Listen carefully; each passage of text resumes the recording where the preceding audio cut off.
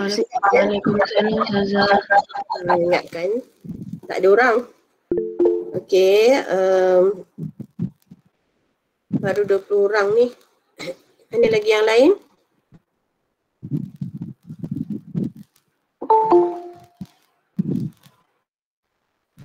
Okay.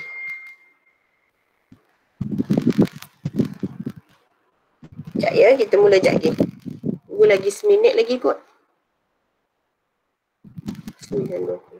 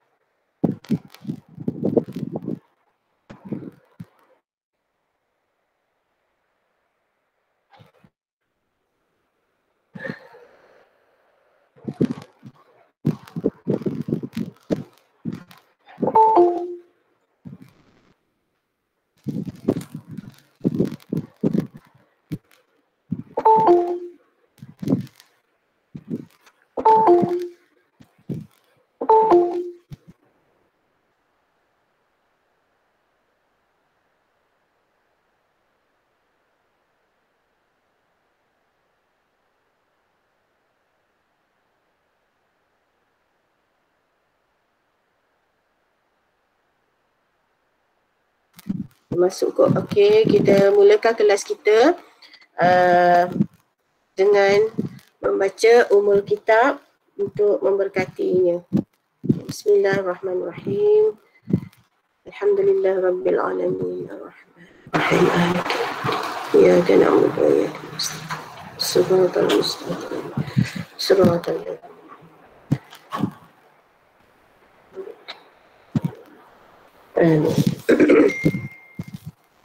Baik, kita juga mulakan dengan bacaan apa tu, doa belajar. Minta Ammar baca. Ammar ada kan? Ada. A'udzubillahi minasyaitonirrajim. Bismillahirrahmanirrahim. Alhamdulillahi rabbil alamin. Wassalatu wassalamu ala asyrafil anbiya'i wal mursalin wa ala alihi wa sahbihi ajma'in. Allahumma aftah alaina hikmataka mansyur alaina min khazaini rahmatika ya arhamar rahimin. Rabbi shrah li sadri wa yassir li amri wahlul 'uqdatam min lisani yafqahu qawli. Wa sallallahu ala sayyidina Muhammad wa ala alihi wa sahbihi wa sallam. Walhamdulillahi rabbil alamin. Baik, terima kasih Ammar.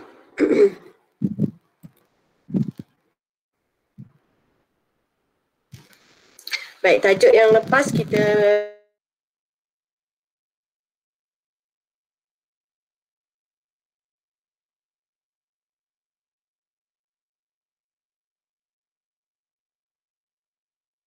fasah kan? Fasah, ilak dan juga li'an. Betul tak? Betul. Kan? Okey, Ustazah harap awak fahamlah. Kalau tak faham nanti boleh tanya lagi ya. Okey, kita sambung dengan isu-isu perkahwinan yang lain. Sekejap ya.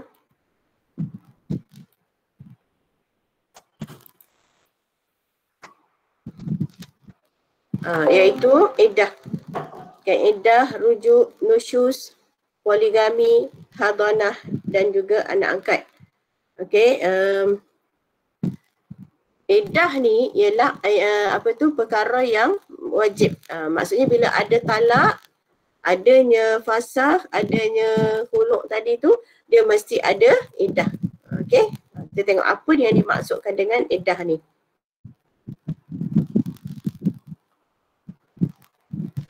Okey, ini talak.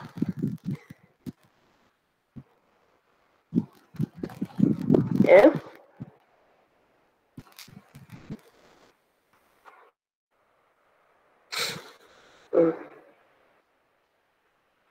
Okey, apa dia iddah? Tempoh masa. Baik, apa tempoh masa yang dimaksudkan? Tempoh masa apa? Okey, tempoh masa yang perlu dilalui oleh seorang isteri selepas pembubaran perkahwinan atau selepas kematian suami. Okey, maksudnya tempoh masa larangan berkahwin. Itu maksud dia. Tempoh masa larangan berkahwin bagi perempuan yang baru diceraikan oleh suami dia. Ya, sama ada bercerai hidup ataupun bercerai mati. Okey, bercerai hidup tu maksudnya talak, fasakh, khuluk tu lah. Okey, dan juga kalau bercerai mati maksudnya perempuan yang kematian suami. Okey, maka kalaulah seseorang isteri itu dia bercerai hidup atau mati dengan suami dia, maka wajib hukum talak, ni bukan talak ni, iddah. Maka hukum iddah adalah wajib, ya, wajib bagi isteri. Kena lalui. Okey, sebab nanti kita tengok kenapa seorang isteri itu perlu beriddah, okey, setelah diceraikan oleh suami. Okey, jadi ini maksud yang dalam bukulah, maksud yang kalau jawab dalam periksa inilah jawapan dia, ya, tempoh masa yang perlu dilalui oleh seorang isteri selepas pembubaran perkahwinan atau selepas kematian suami. Okey. Dan hukumnya adalah wajib. Okey. Sekarang kita tengok tempoh iddah. Okey. Tempoh iddah dia bergantung kepada sama ada bercerai hidup ataupun bercerai mati dan dalam keadaan yang macam mana dia diceraikan. Okey. Kat sini kalau yang pertama ni ialah perempuan yang belum putus haid. Okey, maksudnya dia diceraikan dalam keadaan biasa. Okey, diceraikan dalam keadaan biasa maksudnya bukan masa dia datang haid. Okey, sebab kena ingat ya, talak ni sebenarnya ada dua juga, iaitu talak sunni dan talak bid'i. Boleh ingat tak? Boleh sebut tak? Talak sunni dan juga talak bid'i.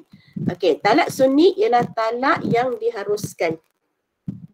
Okey, talak yang diharuskan, yang maksudnya yang dibenarkan dalam Islam lah.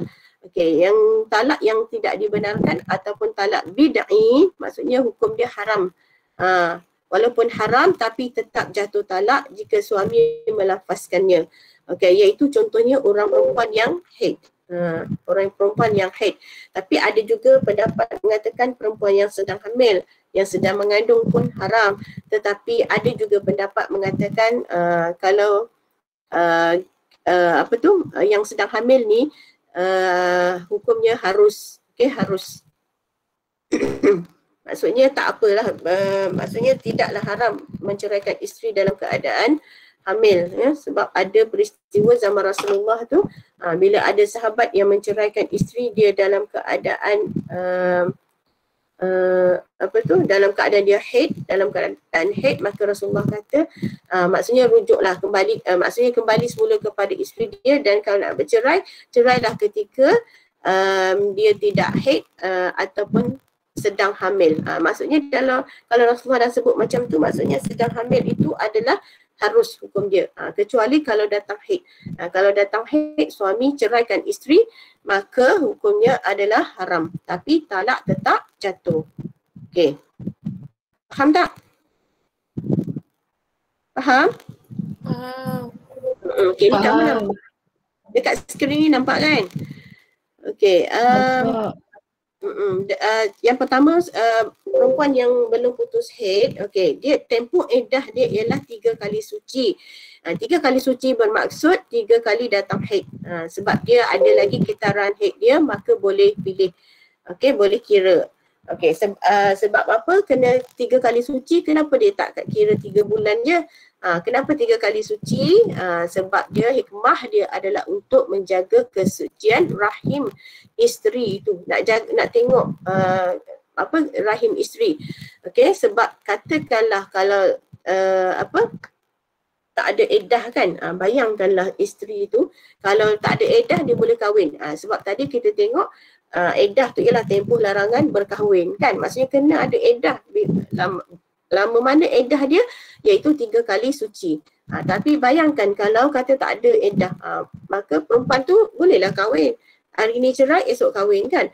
Tiba dalam sebulan kahwin, tengok-tengok dia mengandung. Jadi yang dikhawatiri ialah anak yang dikandung tu, adakah anak dengan suami lama ataupun dengan suami yang baru kan. Jadi sebab itulah dalam Islam menetapkan iddah itu wajib, ya. Maksudnya kalau orang yang belum putus haid dalam keadaan dia biasa ni, maka dia kena kira 3 kali suci tidak mengandung, tidak mengandung dengan suami yang dia bercerai itu. Okay, tapi kalau dia tak datang haid, jadi muskil kan. Jadi sebab tu dilarang berkahwin, sebab nanti menjadi kesukaran kepada nasab anak tu, nak dibinkan dengan siapa. Itu masalah. Okey, itu yang pertama bagi perempuan yang belum putus haid 3 kali suci. Bagi perempuan yang telah putus haid ataupun yang telah menopause, okey, adalah 3 kali hijrah ataupun 3 bulan hijrah. Okey, 3 bulan hijrah. Maksudnya tak boleh kira lah 3 kali suci sebab dia dah menopause, dia tak ada haid lagi. Maka memadai 3 bulan sahaja. Okey. Kemudian bagi perempuan yang belum pernah disetubuhi. Maksudnya apa? Perempuan yang berkahwin dengan lelaki, kemudian dia diceraikan sebelum, jadi dia punya iddah tak ada. Okey, dia tiada iddah. Okey, kenapa tiada iddah? Sebab dia belum pernah disetubuhi. Jadi tak ada masalah lah rahim dia tu. Benih suami tu mesti tak ada lagi dalam rahim dia. So tak ada masalah. Okey, bila tak ada iddah maksudnya boleh je dia nak kahwin teruslah. Kalau adalah orang nak kat dia kan. Dan kalau dia nak ada siapa-siapa dah ke boleh kahwin. Itu maksud dia, sebab dia memang rahim dia memang bersih daripada benih suami dia sebab dia belum pernah disetubuhi. Okey. Kemudian yang keempat ialah perempuan yang sedang hamil. Okey, perempuan yang sedang hamil, okey, kalaulah dia diceraikan ketika dia hamil, contoh hamil 3 bulan, suami dia ceraikan dia. Okey, talak jatuh. Okey. Dan bila masa iddah dia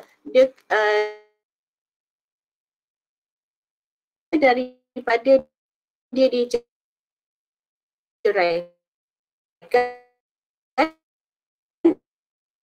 masa umur bayi dia 3 bulan dalam kandungan,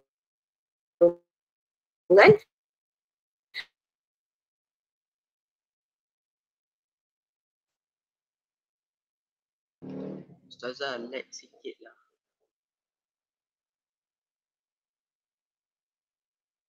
Ya Allah. Kamu dengar tak Ustazah cakap tadi? Tadi tak dengar. Ni baru dengar. Kan? Ustazah baru perasan. Ustazah rupanya lost connection tadi. Kamu tak dengar langsung ya? Dengar tapi dia lag sikit. Sangkut-sangkut. Ya. Sangkut-sangkut. Maksudnya Ustazah dah terangkan sampai yang sedang hamil tu. Jelas tak masa tu? Jelas Ustazah. Time tu. Jelas Ustazah. Ya, sampai sedang hamil ni. Boleh faham ya? Ada yang tak faham. Kalau tak faham tanya tau. Sebab nanti kita nak pergi tajuk-tajuk lain, takut nanti kang apa tu? Ustazah. Okey Ain. Ustazah, kalau contoh kan ada jenis yang perempuan dia macam contoh haid dia tak normal kan. So kadang-kadang tu ada beberapa bulan tu dia tak datang haid, betul tak? So contohlah dia tak tahu yang dia sedang hamil sebab kan kalau hamil kan haid kita tak datang kan. Tapi sebab contohlah dia pun pernah haid, dia tak datang lama. So dia fikir macam biasa je lah. Contohlah suami dia ceraikan dia time dia sedang hamil tapi dia tak tahu dia sedang hamil. So macam mana? Oh, itu yang susah tu. Itu sebabnya kena tunggu. Ini dia kena tunggu 3 kali suci tu. Kan sebab Ustazah pernah terangkan dalam kelas kan, kalau dia 3 kali suci tu maksudnya tak semestinya 3 bulan. Maksudnya haid dia tetap, dia datang normal kan, tarikh yang sama je kan, macam bulan ni mungkin 10 bulan, bulan depan 12 hari bulan, maksudnya maintain je. Kalau lewat pun sehari 2 kan, ataupun awal sehari 2, okey, tu tak ada masalah. Tapi kalau orang perempuan yang haid dia kadang 3 bulan baru datang kan. Jadi sebab tu Islam suruh kena tunggu sampai 3 kali suci. Kalau 3 bulan, 6 bulan, 5 bulan baru datang, nasib dia lah kena tunggulah sampai 3 kali suci.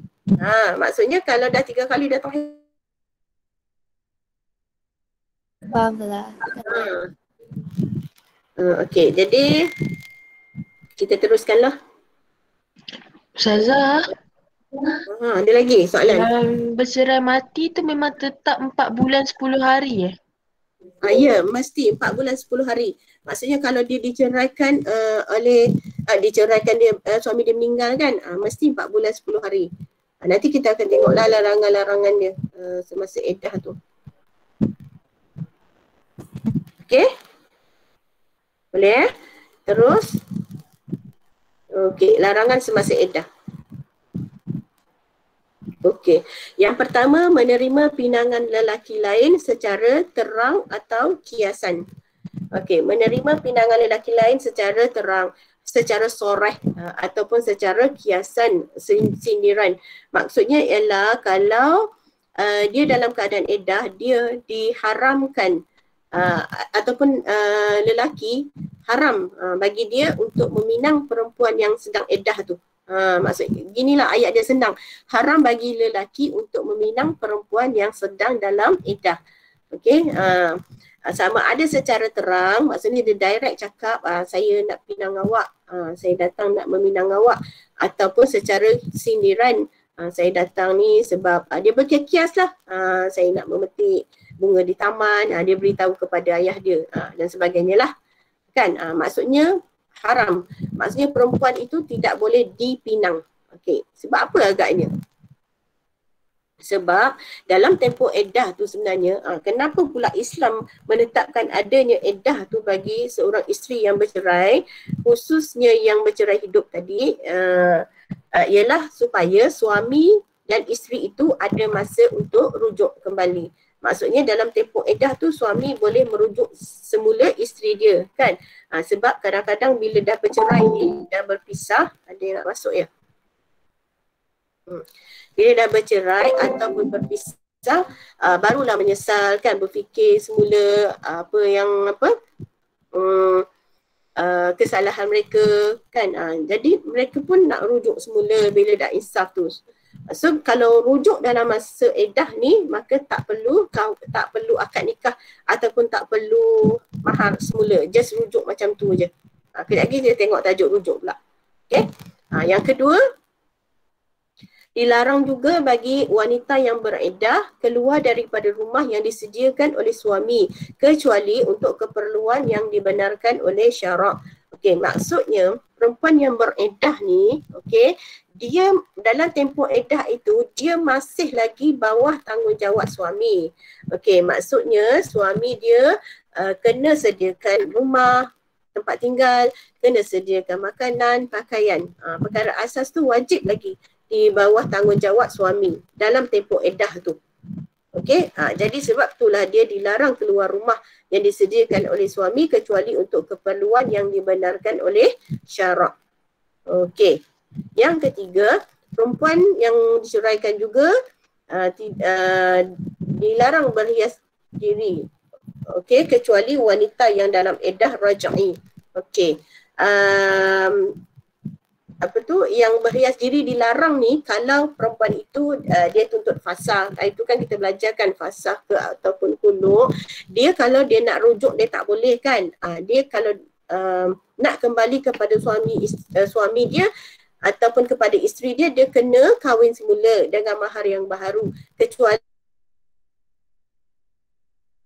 talak raj'i, iaitu talak yang boleh dirujuk, ya, talak biasa, talak 1 dan 2.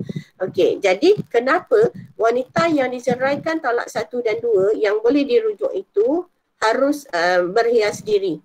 Sebab untuk menarik semula, bukan menarik, maksudnya untuk supaya suami tu kalau dia tengok isteri dia dalam keadaan dia berhias diri, pakai pakaian cantik-cantik, pakai bedak sikit-sikit ke kan, maksudnya dia tertarik semula, dia tengok oh cantik juga isteri dia, biasa pula dia lepaskan, macam itulah lebih kurang kan. Jadi dia digalakkanlah untuk berhias diri dalam rumah sahaja. Maksudnya kalau suami dia datang tengok, maksudnya suami dia boleh kalau dia nak rujuk dalam tempoh iddah tu. Okay, tapi kalau yang bukan dalam talak raj'i, tak boleh berhias diri. Kalau perempuan yang dalam keadaan yang bercerai mati dengan suami, boleh tak dia berhias diri? Yang kematian suami, boleh tak dia berhias diri? Tak boleh kot Ustazah. Bukan tak boleh kot, memang tak boleh sama sekali. Okay? Dia kena tunggu sampai habis iddah 4 bulan 10 hari. Apa contoh kategori berhias diri tu? Dia tak boleh, macam tadilah, tak boleh bersolek, tak boleh keluar rumah tanpa urusan penting. Lepas tu tak boleh berpakaian yang terang-terang, yang boleh menarik perhatian dan sebagainya lah. Dan dia juga tak boleh dipinang, sama je. Okay, dalam orang perempuan yang kematian suami. Okay, boleh? Ada soalan berkaitan iddah sebelum kita pergi rujuk? Tak ada Ustazah. Okay, tak ada, semua faham. Okay, sekarang kita pergi rujuk pula. Okay, apa dia rujuk?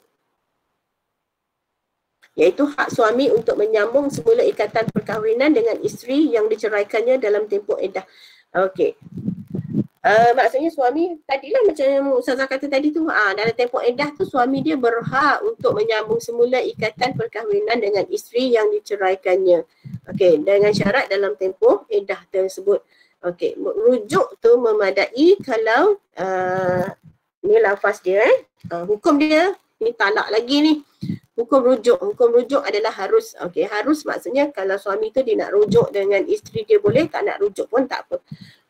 Okey, contoh dia lafaz rujuk, dia kata suami berkata kepada isteri, aku rujuk engkau untuk datang kembali ke perkataan rujuk kat sini. Okey, tapi kalau tak ada perkataan rujuk, okey, dia kata okey, aku nak kembali kepada engkau. Ataupun engkau nak kembali tak kepadaku. Maksudnya ada perkataan kembali kan yang membawa maksud kepada rujuk, maka bolehlah suami dan isteri itu rujuk tanpa apa? Tanpa berkahwin, tanpa akad semula. Okey. Kemudian tengok apa syarat rujuk tu. Macam mana nak rujuk tu, apa syarat-syarat dia? Yang pertama, mesti dengan kerelaan sendiri. Maksudnya suami dan isteri tu nak rujuk sama sendiri tu bukan kerana dipaksa, ya, bukan kerana ibu bapa suruh, mungkin atas nasihat ibu bapa ke kan, ibu bapa mendesak, dia kata kesian dekat anak-anak kan, nanti terabai semua tu, macam dia paksa.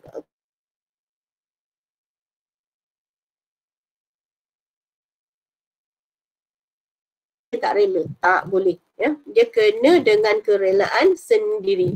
Okey. Yang kedua, bukan perceraian kerana fasakh atau khulu'. Okey, tadi Ustazah dah jelaskan, fasakh khulu' ni dia tak boleh rujuk kecuali dengan akad yang baharu. Okey, yang ketiga, bukan diceraikan dengan talak 3. Talak 3 ni ialah talak bain kubra. Maksudnya tadi sebab Ustazah dah sebut, syarat dalam tempoh iddah ni dia boleh rujuk kalau isteri dia dalam talak raj'i, iaitu talak 1 dan 2 sahaja boleh rujuk. Talak 3 ni dia dah jadi talak bain kubra. Dia tak boleh kahwin, dia tak boleh rujuk dengan isteri dia.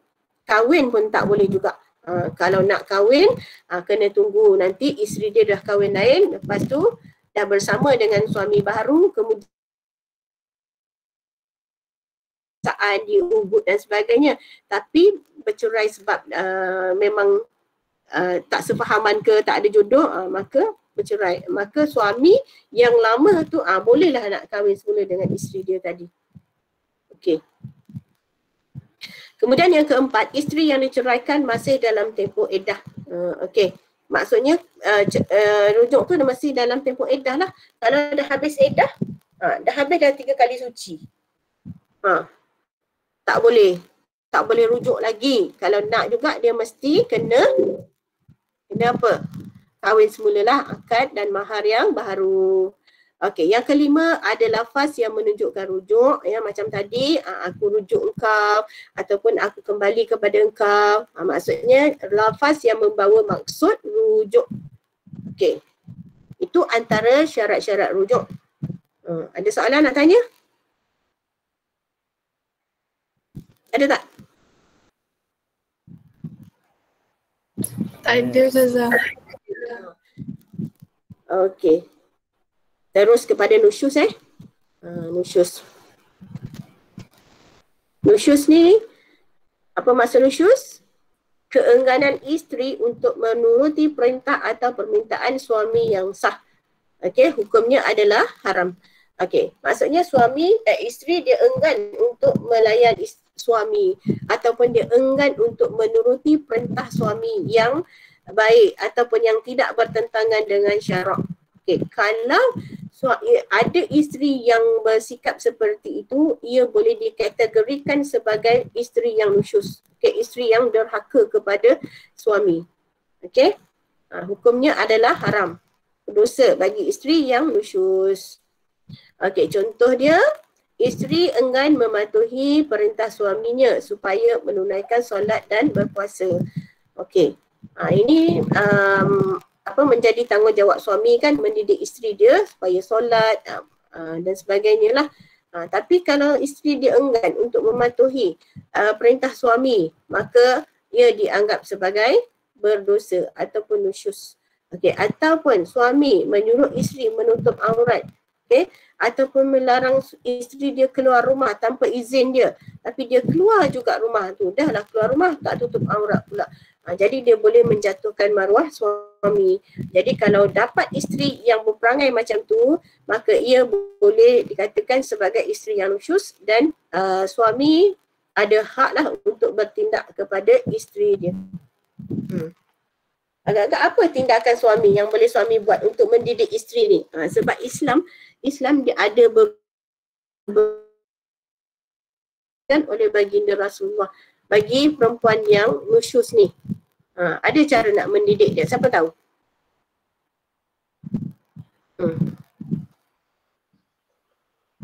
Ada tak? Tak tahu. Okey, sebelum bertumbuk. Apa pukul? Ada salah satunya pukul tu. Okey, kejap lagi Ustazah terangkan. Tapi Ustazah nak tanya dululah. Kalau seorang isteri tu kan, tadi antara contoh tu kamu fahamlah kan, kalau dia ingkar perintah suami dia. Okey, tapi kalau lah isteri tu dia suka sangat bebel dekat suami, tak puas hati itu ini kan. Bebel je dekat suami, lepas tu dia suka ejek. Kalau suami cakap apa-apa benda dia ejek. Itu kategori nusyus tak?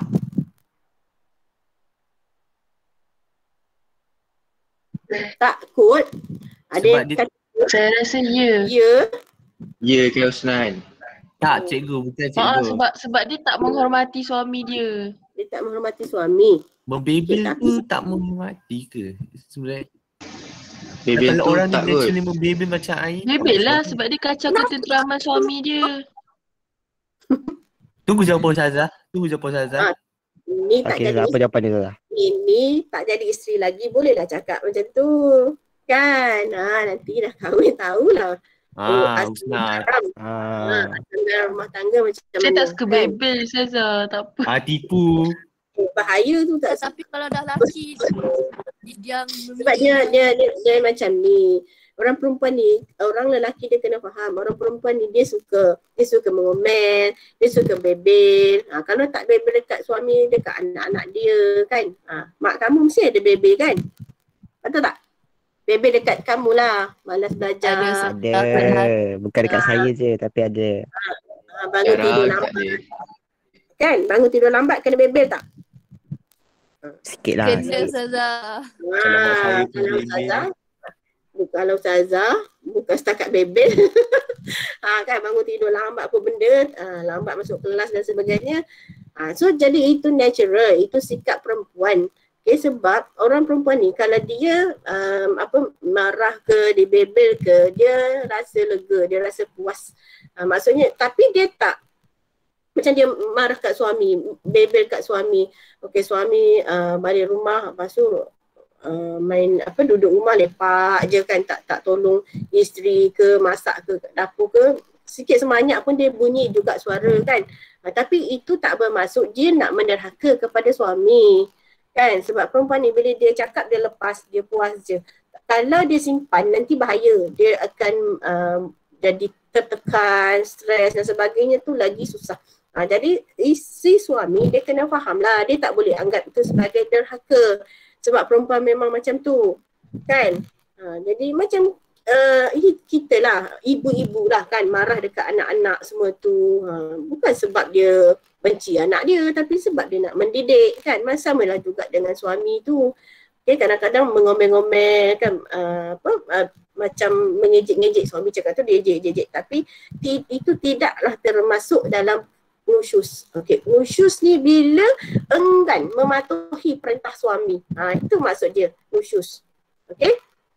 So kalau bebel tu si suami kena faham dan kena, kalau tak suka dengar, buat pekak je, jangan layan. Lama-lama dia diam lah. Ustazah,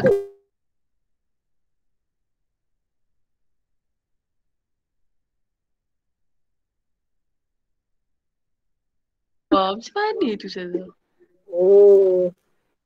Itu kalau dah melampau, janganlah melampau. Perempuan pun kenalah sedar juga kan, kalau benda tu boleh menimbulkan kemarahan suami, boleh menjatuhkan aib, keluarkan aib dia kan, dia marahlah.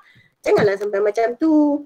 Tapi kalau setakat bebel-bebel, kata awak ni kan balik rumah lepak je, main game je. Contohlah kalau suami suka main game atau suka tengok TV je, tengok bola je, tak pernah nak tolong. Tu tak ada masalah bebel macam tu. Ini kalau bebel yang mengaibkan suami tu tak boleh lah. Suami tak suka kan. Kena patuhlah apa yang yang suami cakap tu. Okay. So macam mana cara nak mendidik isteri macam ni? Ada disebut dalam hadis Rasulullah. Okay, Rasulullah kata yang pertama, cara dia ialah nasihat dulu. Nasihat, beri bimbingan dan nasihat yang baik kepada isteri. Okay, macam mana nak beri nasihat tu? Dengan tutur kata yang baik. Lepas tu perempuan ni kan dia lembut, okay, dia mudah terima. Kalau dia dia stres-stres, dia tension, cuba suami dia pegang tangan dia. Cuba suami dia peluk dia sikit. Lepas tu dia akan lembut, dia akan dengar. Masa tu lah kena beri nasihat yang baik. Cakap pula dengan sopan. Jangan tengking dia, jangan marah dia. Kalau marah, perempuan ni kadang-kadang lagi melenting kan. Itu cara dia. Rasulullah suruh yang pertama, didik dengan cara yang baik, iaitu dengan memberi nasihat dan bimbingan. Gunakan tutur kata yang lemah lembut. Sebab suami isteri ni dia kalau kena cara dia ikut. Okay, kita tak boleh kasar dengan isteri yang nusyus ni. Okay, katakanlah dah bagi nasihat, teguran dia tak nak juga. Tak berjalan juga. So, kena buat yang macam mana. Yang kedua, boleh pulaukan tempat tidur. Okay, pulaukan tempat tidur maksudnya suami jangan tidur sekali dengan isteri dia. Okay, tapi tak boleh lebih daripada 3 hari hukuman tu. Maksudnya kalau lebih 3 hari, suamilah pula berdosa sebab dia melayani isteri dia macam tu kan. Sebab perempuan ni kalau dia, maksud dia yang dekat bilik tu nanti suami ke isteri tu? Suami atau isteri ke? Oh. Kan dia kata pulaukan tempat, Ustazah kata tu pulaukan tempat tidur kan. Maksudnya ke tidur tempat lain. maksudnya berpisah tempat tidur lah. Suami tak tidur sekali dengan isteri. Mungkin suami ambil bantal, tidur dekat luar. Ataupun tidur dekat bawah dan sebagainya. Macam tu. Boleh? Boleh. Jadi maknanya isteri ni dia akan rasalah nanti kan dia tidur sendirian. Mungkin hari pertama tak ada rasa apa lagi. Kedua, ketiga mungkin dia dah rasa sunyi. Jadi dia fikirlah kenapa suami dia bertindak macam tu. Tak nak tidur sekali dengan dia kan. Jadi dia fikir. Tapi tak boleh lebih daripada 3 hari. Biasanya isteri yang baik dia akan berubahlah dalam tempoh itu. Tapi kalau dah pulau sampai 3 hari tak jalan juga, memang keraslah isteri dia tu, maka buatlah cara yang ketiga, iaitu dengan memukul tadi. Okey, memukul. Tapi pukul isteri dengan niat untuk mendidik sahaja. Okey, maksudnya tidak menyakiti dia, tidak melukakan dia. Jangan pukul sampai lebam dan sebagainya. Kamal baru masuk ke terkeluar tadi? Jangan menyakiti dia. Dia tak boleh pukul isteri dia juga di tempat-tempat yang sensitif. Contoh di bahagian muka, di bahagian kepala, di bahagian perut. Kenapa tak boleh di bahagian perut atau pinggul? Sebab kat situ ada rahim isteri. Kan penting kan rahim untuk zuriat dan sebagainya. Jadi elakkan memukul isteri di bahagian tersebut. Dan kalau nak pukul pun, pukul macam kat tangan tu, bukannya sampai kita macam kat tangan nak rotan dan sebagainya tu. Itu kalau buat memang menyakiti, menzalimi. Jadi isteri zalim pula. Nanti isteri pula kena tutup fasah pula kan. Jadi memadai angkat tangan macam tu je, jentik sikit isteri tu, supaya isteri ni dia akan rasa malu lah, dah tua bangka nak kena pukul lagi dengan suami kan. Jadi lama-lama dia akan insaf. Okay. Tapi katakanlah yang pukul pun yang ketiga pun tak jalan juga, maka bolehlah buat yang keempat, iaitu pergi mengadulah dekat mahkamah, dekat kaunselor. Okay, di mahkamah syariah lah, nanti qadi tu akan beri nasihat, bagi kaunseling dan sebagainya kepada pasangan tersebut. Okay, katakanlah dah jalani kaunseling pun tak boleh hidup juga, tak boleh jalan juga, memang nusyus betul lah isterinya, dah haka sungguh, maka terpaksa berpisah, bercerailah, jalan yang terbaik. Bahkan dia akan dapat pahala pula, suami dapat pahala pula kalau menceraikan isteri dia yang nusyus. Okey, sebab dia tak susah dah nak tanggung dosa isteri tu. Boleh? So ada 4 cara dalam Islam mendidik isteri yang nusyus. Okey, ada soalan berkaitan nusyus? Kalau tak ada, kita nak pergi ke poligami. Tak ada, Farah. Ada, terus kepada poligami lah. Okey, iaitu apa maksud poligami? Amalan beristeri lebih daripada seorang pada satu masa. Kahwin lebih daripada satu. Okey, pada satu masa. Hukumnya adalah harus boleh berkahwin lebih daripada satu dengan syarat apa? Suami boleh bersikap adil. Tengok kelayakan berpoligami. Okey, yang pertama syarat dia mesti tidak melebihi 4 orang isteri pada satu masa. Okey, katakanlah si suami tu dah ada 4 orang isteri. Lepas tu tak boleh tahan lah nak lagi seorang. Tak boleh. Dia memang tak boleh tidur malam. Orang kata pun mandi tak basah, tidur tak lena, makan pun tak kenyang. Sebab apa? Teringat-ingat je yang kelima ni. So macam mana tu nak boleh? Ya ada. Sebab takut Amar ni bakal Amar. Ya Allah. Sebab takut nanti kalau tak kahwin nanti boleh menjurus kepada zina kan, kepada maksiat. Jadi macam mana nak buat ni? Macam mana nak buat? Tak buat apa-apa. Tak payah buat apa-apa. Yang kelima Ustazah. Dia kena ceraikan yang antara 4 tu. Tapi kalau dia ceraikan tanpa sebab, semata-mata nak kahwin, ini apa hari tu? Dia akan jadi makruh. Kan? Sebab Tak boleh macam tu. Ya, tak boleh. Kesian lah mana satu kena undi pula. Isteri mana nak kena cerai? Kan? Tak boleh. So dia kena tahan nafsu dia. Dia kena tahan ke Ustazah? Nak tahan macam mana? Cara dia berpuasa tapi tak boleh juga. Puasa pun tak boleh. Gastrik lah alasan apa benda kan. So macam mana nak buat tu? Dia memang tak boleh. Dalam Islam memang tak boleh. So dia kena pandai-pandai lah. So jangan, kena kawal lah nafsu tu. Kan? Jadi jarang sebenarnya ada orang macam tu, kecuali kalau dia memang nak cukupkan kuota 4 orang. Okey, meninggal je salah seorang ataupun dia bercerai dengan kerelaan ke kan. Maksudnya bercerai ada 3 je isteri tak cukup, tak juga satu kuota. Tu tak apalah. Maksudnya dia memang nasib dia, takdir dia bercerai macam tu kan. Tapi kalau dia sengaja menceraikan sebab dia nak kahwin, itu yang dilarang. Okey, makruh. Okey, yang kedua, boleh berlaku adil terhadap isteri-isterinya dari aspek lahiriah seperti pakaian dan tempat tinggal. Okey. So nak kahwin kena mampulah dari segi keuangan. Okey, yang mana kalau bayangkan kalau 4 orang isteri nak sediakan rumah, macam mana rumah pula dia tak semestinya rumah yang sama. Kalau rumah teres je semua, banglo-banglonya semua tak semestinya macam tu. Dia bergantunglah tengok kalau anak daripada isteri tu ramai, carilah rumah besar sikit. Kalau yang anak seorang kecil sikit kan. Maksudnya adil dari segi itulah. Okay. Tapi boleh kalau macam dia beli rumah besar duduk sekali 4 isteri. Tak ada masalah, boleh, tapi kena ingat dalam Islam seboleh-bolehnya. Islam memang tidak menggalakkan orang yang berpoligami ni dia himpunkan isteri dia tu dalam satu tempat. Sebab kita tak tahu. Okey, katakanlah dalam 4 orang isteri ni kan, mesti suami dia ada yang dia paling sayang. Betul tak? Sebab kasih sayang ni dia tak boleh paksa cinta. Tak tahu sebab tak rasa lagi. Sekarang ni bolehlah cakap kan. Tapi doa lah biar semua dapat satu je isteri sampai ke syurga. Kan tak naklah banyak-banyak kan. Takut nanti gaduh, tak ada berlaku adil, seksa nanti dekat akhirat. Betul. Okay. So tengok macam tadi Ain tanya tu apa tu?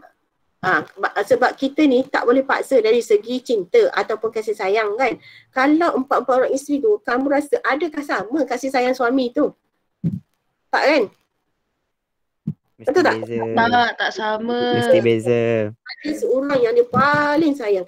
Mungkin isteri yang pertama ke, walaupun dah berumur, dah berusia, tapi isteri itulah yang bersama-sama dia dulu, yang selalu hidup susah senang sampai dia boleh bangun, boleh senang lenang kan, sampai boleh beristeri lebih daripada satu. Jadi itu kemungkinan dia paling sayang.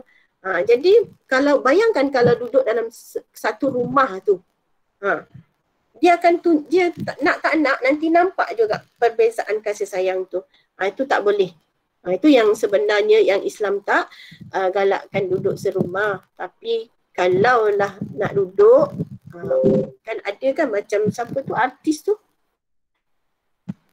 Saleh Yaakob kan? Dia duduk sekali kan satu rumah. Betul tak? Ustazah tapi dia Saya kahwin cerai dia banyak isteri Ustazah. Itulah Ustazah kata tadi tu. Macam dia tak boleh, tak cukup kuota kan. Dah cerai kahwin. Maksudnya cukup juga kuota. Sama ada kuota dia nak 3 ke ataupun dia nak 4 kan.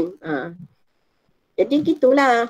Kalau dia boleh berlaku adil, isteri-isteri tak ada bergaduh, tak ada masalah. Tapi perasaan tu kita tak tahu.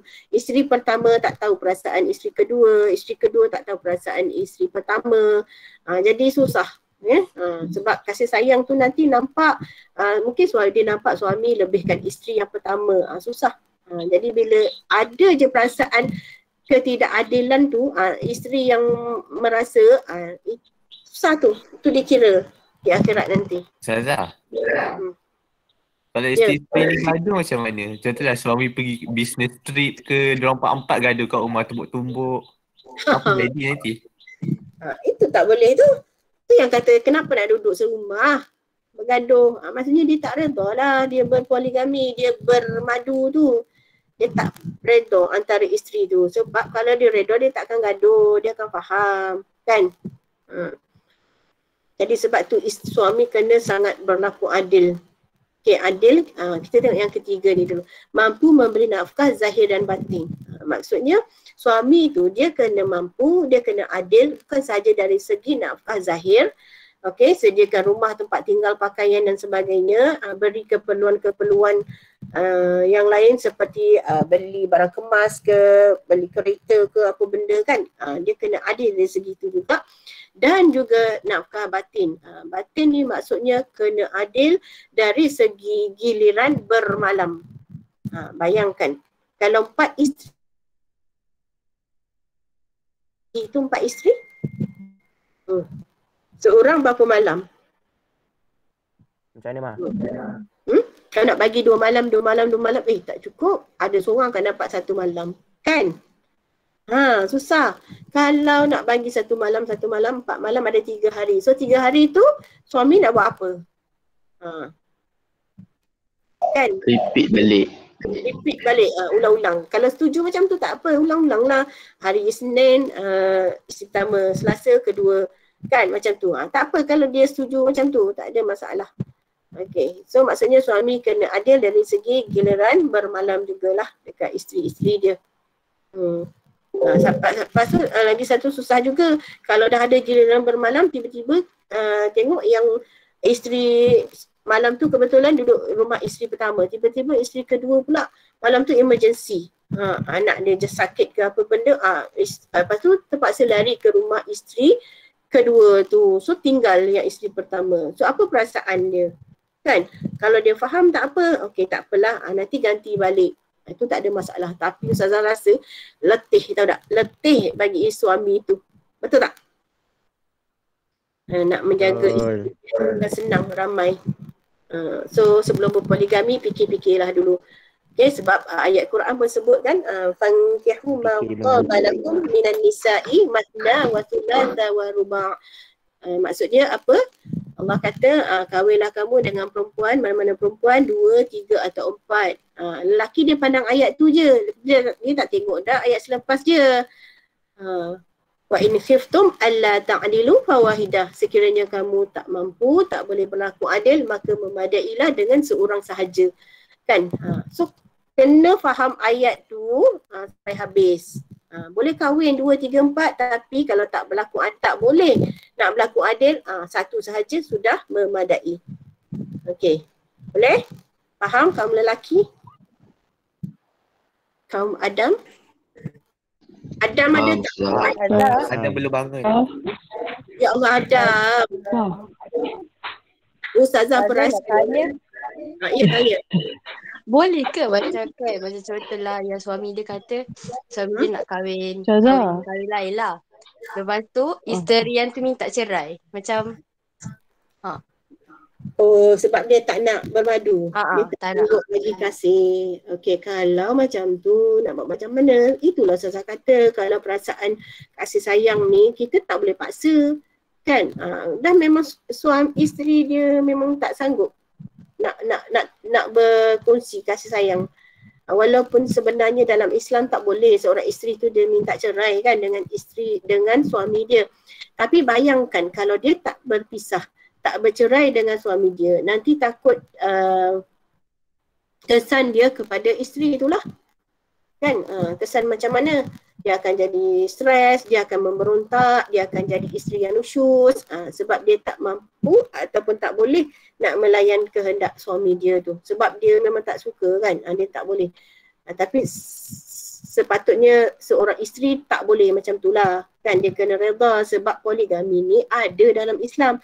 Diharuskan kan, Rasulullah SAW sendiri pun berpoligami kan. Tapi tengoklah nak poligami, suami pun kena pandai lah. Kalau suami tu dia pandai berlaku adil antara isteri dia, dia tak akan buat isteri dia minta cerai sebenarnya. Okay? Ini kalau yang belum lagi baru nak suami baru nak kata nak kahwin lain, isteri dah tak boleh sebab perasaan kan, perempuan dia tak nak berkongsi kasih macam tu. Tapi hukum dia nak cakap apa? Sepatutnya tu yang kena belajar agama, kena faham. Kalau isteri dia faham konsep poligami ni, dia bagi peluang dulu dekat suami dia. Tengok suami dia boleh tak berlaku adil. Kalau lepas tu nampak suami tak boleh berlaku adil, baru tuntut fasah dan sebagainya. Boleh? Boleh faham? Boleh Ustazah, faham lah. Boleh Ustazah. Ada lagi soalan tak? Kalau tak ada, kita terus sebab kita ada lagi tajuk hadanah. Hadanah apa dia? Iaitu penjagaan kanak-kanak yang masih kecil dan belum berupaya untuk menguruskan diri sendiri. Ini maksud hadanah ni. Hari tu kan yang Ustazah bagi video kan, awak tengok sendiri tanggungjawab suami dan isteri kan, dan dah jawab soalan-soalan kan.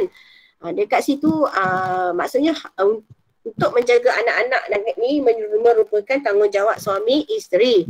Kan dua-dua bertanggungjawab menjaga kanak-kanak tu dengan terbaik. Tapi bila yang ini maksud hadanah di sini ialah hak penjagaan anak bila berlaku perceraian di antara suami dan isteri.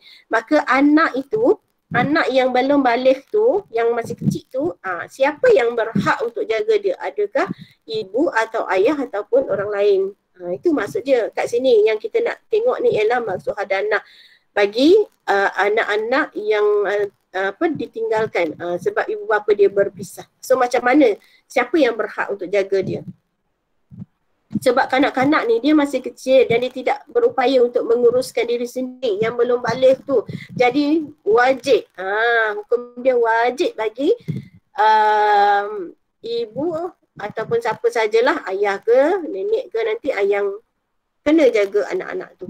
Okey, tapi kita nak tengok mana yang paling layak, antara ibu atau ayah bila dah berlaku perceraian. Sudah semestilah ibu kan. Sebab ibu ialah orang yang paling berhak untuk menjaga anak selepas perkahwinan dibubarkan. Namun terdapat sebab-sebab yang tertentu yang boleh menyebabkan haknya terbatal. Okey, walau apa pun terjadi bila berlaku perceraian di antara pasangan suami dan isteri, orang yang paling layak sekali untuk jaga baby itu ataupun anak itu ialah ibu. Sebab kasih sayang ibu ni macam mana tak boleh nak lawan kan. Maksudnya tak ternilai. Tengok. Sebab anak tu, bayangkan kalau anak tu masih kecil, umur bawah 2 tahun, dia perlukan ibu dia sebab dia masih menyusu kan dengan ibu. So ibulah yang paling layak untuk jaga dia. Okay? Kalau kita tengok penjagaan daripada kecil, ibu dengan ayah, ibu yang paling maksudnya anak tu akan lebih manja dengan ibu kan. Selalunya macam tu. Jadi ibulah yang berhak sebab ibulah yang mengandung, ibulah yang menyusukan kan. Jadi tapi dalam Islam ni ada beberapa sebab yang menyebabkan seseorang ibu itu dia tak boleh nak didik anak dia. Haknya terbatal. Sebab apa? Apa contoh dia? Ada lagi anak angkat lepas ni. Apa dia? Contoh ibu yang perangai dia macam mana?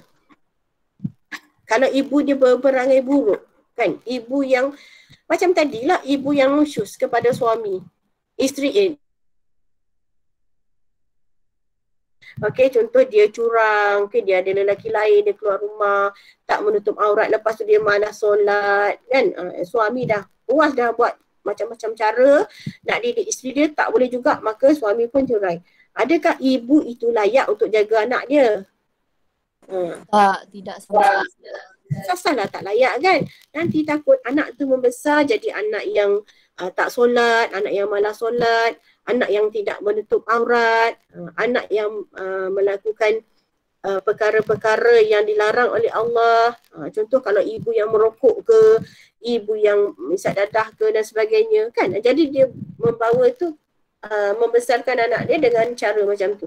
So tak boleh. So kalau ibu tak boleh, siapa yang layak? Ayah. Ayah ke? Ayah belum lagi sebenarnya. Nenek. Tu sebab nanti orang lelaki ni bila dia bercerai, dia tak edah kan. Dia tak ada edah. Kalau dia cerai isteri di hari ni, esok dah boleh kahwin dah baru. Betul tak? Kalau dia kahwin baru, nanti dia ada isteri baru, dia akan ada anak-anak yang baru. Jadi takut kasih sayang tu tak terberi kepada anak kandung dia tu lah. Itu sebabnya Islam berpihak lebih kepada ibu. Okey, tapi katakanlah ibu pun berangai macam tu, kan? Jadi maka hak penjagaan tu dia akan balik kepada ibu. Ibu kepada ibu dia, iaitu nenek. Nenek dan ke atas lah, nenek dia, moyang dia, tapi sebelah ibu. Boleh? Tapi kalau kalau ayah dia gaduh nak ambil anak.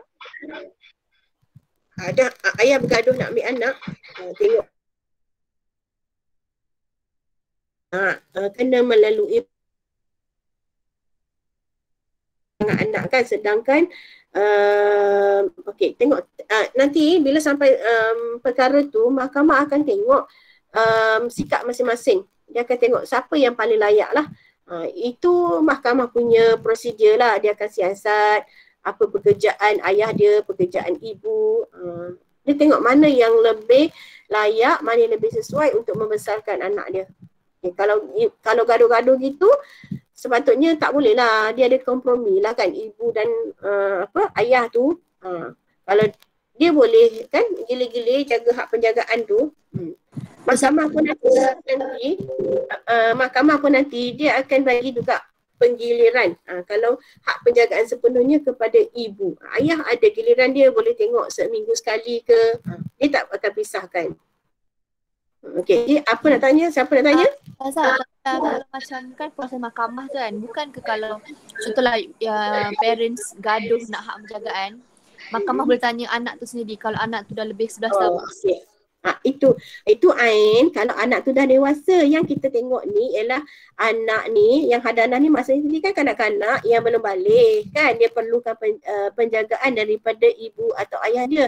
Tapi kalau anak tu dah besar, dah balik, dah boleh berfikir sendiri, dia boleh pilih nak duduk dengan siapa. Itu tak ada masalah Ain. Boleh Ain? Okey. Itu tak ada masalah, dia boleh pilih. Yang kita nak bincang ni pasal anak yang belum balik, yang tak tahu nak menguruskan diri dia sendiri. Okey. Ada lagi soalan? Tak ada? Okey, terus kepada anak angkat lah. Anak angkat. Okey, anak orang lain yang dipelihara. Kita habis pukul berapa sebenarnya? 10 apa? 10.25 ke 10. Hari ni hari Jumaat kan, masa dia 10.25. Ya, 10.25 gitu. Okay. Lain lah. Kita sambung sikit ya. Kita tengok sikit lagi ya. Okey, maksud anak angkat ialah anak orang lain yang dia pelihara seperti anggota keluarga sendiri tetapi tidak mempunyai hak seperti anak kandung yang ditetapkan oleh syarak. Okey. Maksudnya dalam Islam ni harus untuk kita ambil anak angkat. Okey, contoh diharuskan bagi ibu yang tak boleh melahirkan anak.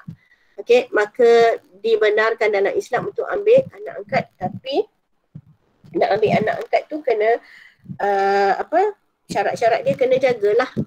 Okey, contoh yang ni hak. Okey, contoh kan Ustazah nak bagi tahu dulu pasal tentang macam mana kalau kita jaga anak angkat kan, kita ambil anak angkat contoh daripada kebajikan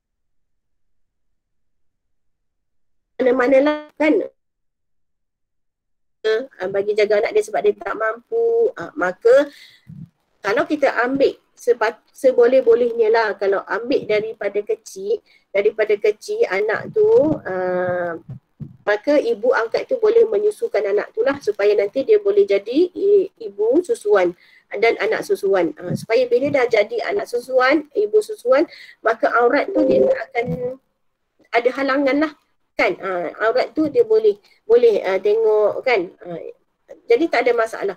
Tapi kalau kita ambil anak tu dah besar kan, susahlah sikit nak jadi anak susuan, ibu susuan tu. Aurat kalau terjadi macam tu, aurat kena jaga. Aurat kena jaga. Okay, dan batasan sebenarnya susah sikit lah kalau boleh anak angkat ni. So kena pandai lah. Sebab nanti dia aurat bukan saja dengan ibu bapa angkat tu, dengan adik-beradik angkat dia juga kena jaga. Kan, sebab dia bukan mahram, dia jadi ajnabi. Kalau mak angkat susukan dia akan jadi adik-beradik susuan.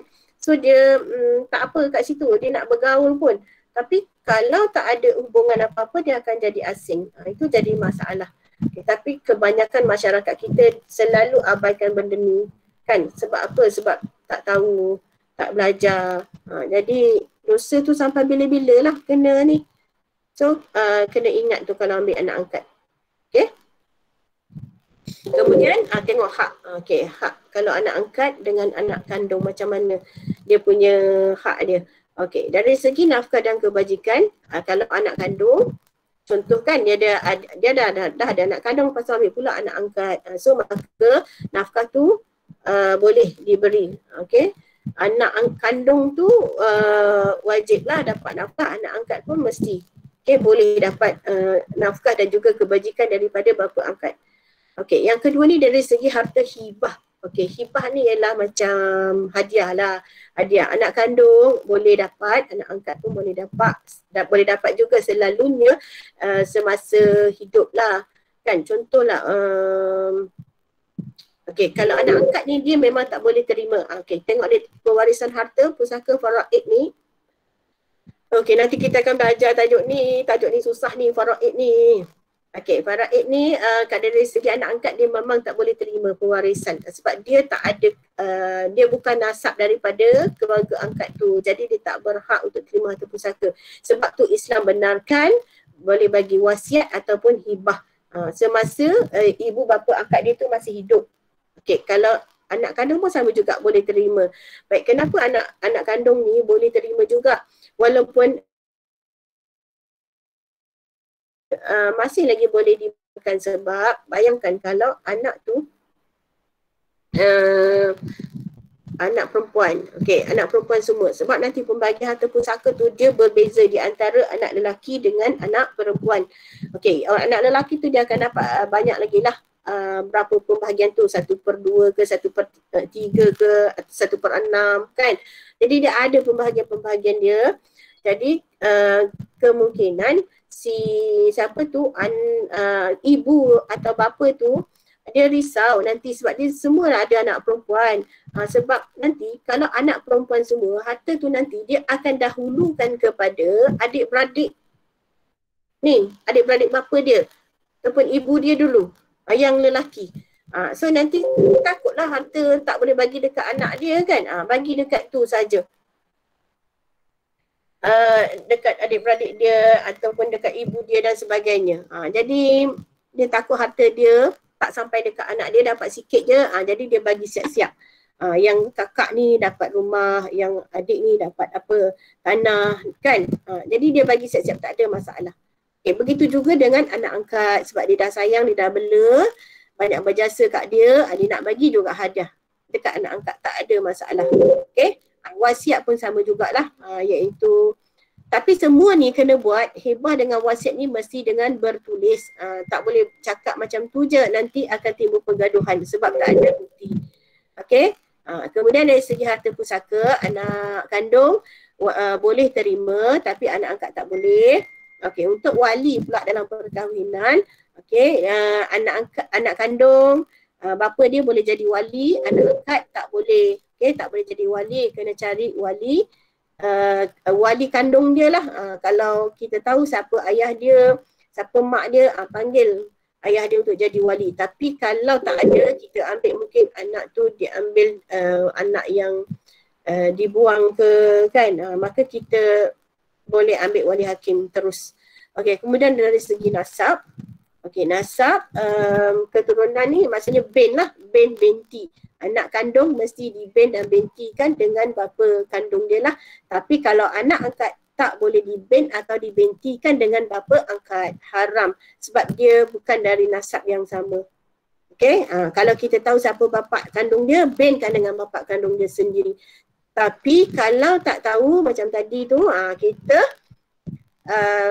tak perlu bagi bin lah. Nama dia sahaja. Okay. Boleh je nak letak juga kan, takut anak ni rasa tersisih ke apa benda. Yang anak adik-beradik kandung dia semua ada bin, contoh bin Muhammad, binti Muhammad. Dia tak ada bin binti. Boleh je nak letak Muhammad ni kat belakang nama dia, contoh nama apa, Fatimah bin yang ni ada binti, yang dia tak payahlah Fatimah Muhammad saja. Tak perlu ada binti. Boleh tak? Sebab binti tu maksudnya menunjukkan anak kepada anak kandung lah. Okey, boleh? Boleh tentang hak ni? Boleh. Hak anak kandung menangkat. Okey, last sekali sikit sambung lebih sikit masa tak apa. Okay, implikasi perkahwinan yang tidak mengikut syariat dan undang-undang Islam. Ini kesan ataupun akibat buruk sekiranya perkahwinan yang tidak mengikut undang-undang Islam. Okey, contoh pasangan boleh didenda jika disabitkan dengan kesalahan berkahwin tanpa mengikut saluran yang betul bagi negeri masing-masing. Okey, so ini bergantung kepada enactment ataupun undang-undang negeri itu sendiri. Okey, dia boleh dikenakan denda. Okey, jika disabitkan dengan kesalahan berkahwin tanpa mengikut saluran yang betul. Okey, contoh kalau dia berkahwin dekat luar negara, lepas tu balik Malaysia, sepatutnya dia kena daftarkan perkahwinan dia. Okey, kenapa? Sebab nanti kalau dia tak daftarkan perkahwinan, dia akan beri kesan yang banyak lah. Bukan sahaja kepada diri dia, contoh kepada isteri. Contoh dia akan akibatkan macam ni. Isteri tidak mempunyai dokumen yang sah untuk membuat sebarang tuntutan seperti khatanah dan tanah pusaka jika berlaku kematian suami. Okey, kalau dia bercerai, suami isteri tu bercerai, kan? Lepas tu nanti siapa nak yang berhak untuk jaga anak tu? Sedangkan ibu tu, isteri tu perlu berhak jaga anak tu kan, tapi disebabkan mahkamah tengok dia tak ada status perkahwinan yang sah, maka dia tak berhak jaga anak tu. Itu jadi masalah.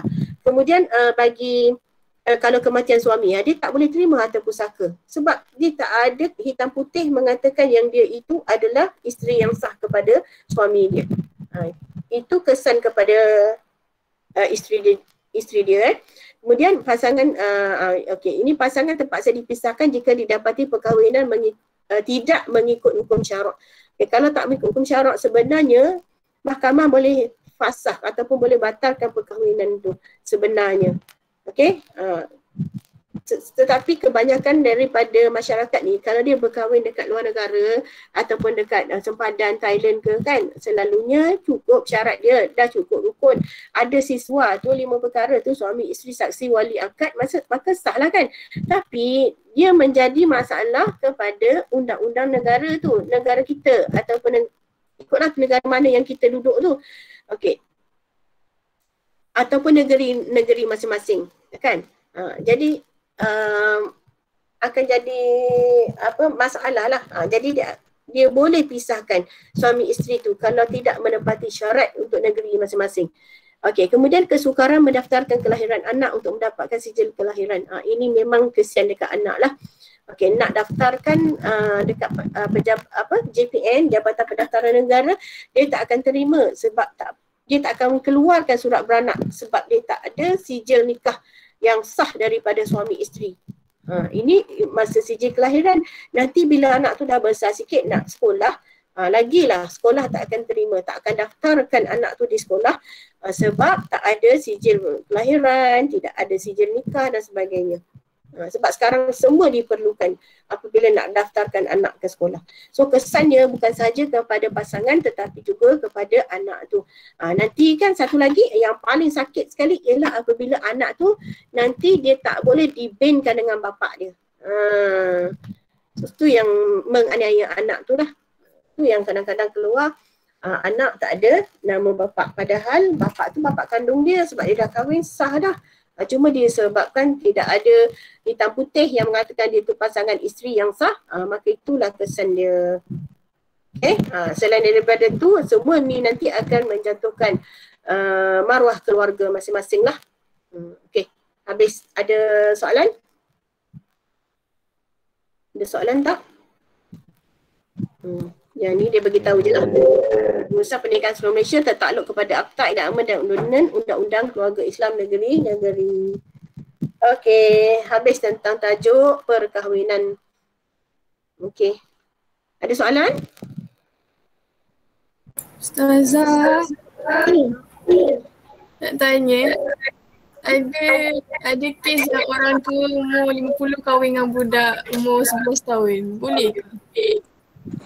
Okey, tak ada masalah kalau budak tu dah balik kan. Boleh. Budak tu berapa ni?